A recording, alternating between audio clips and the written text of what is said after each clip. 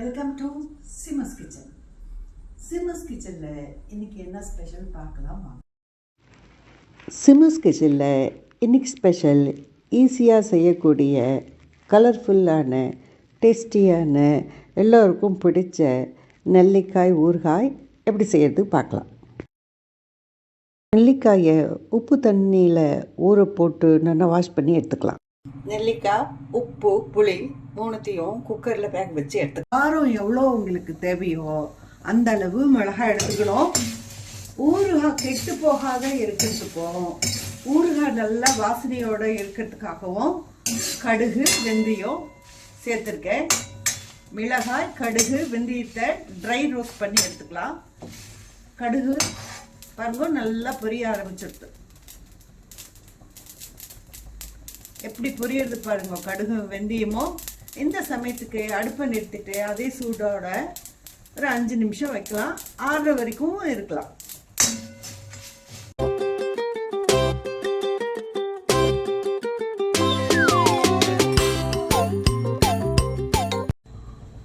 வேக வச்ச நெல்லிக்காய் மேலே புளி உப்பு வச்சு வேக வச்சு அதையும் எடுத்து வச்சுருக்கேன். நெல்லிக்காய் வேக வச்சு தண்ணி எடுத்து வச்சுருக்கேன். மிளகாய், வெந்தயம், கடுகு வறுத்து பொடி எடுத்து வச்சுருக்கேன். இப்போ இந்த நெல்லிக்காயில் ஊறுகாய் எப்படி பண்ணுறது பார்க்கலாம்.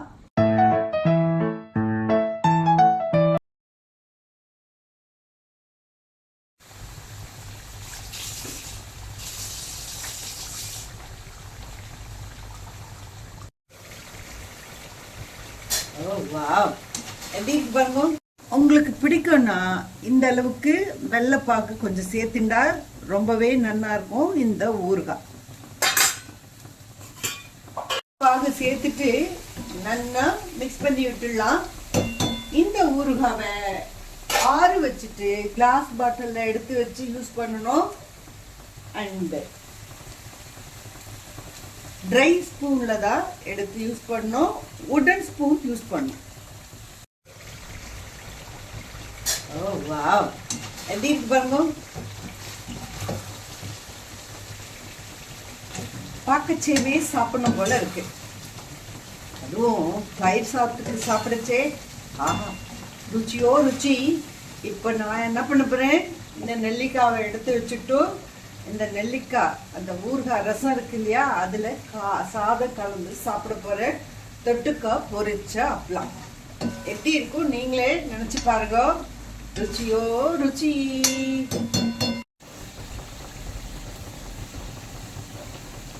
நீங்களும் ட்ரை பண்ணி பாருங்க இந்த ஊறுகாவை.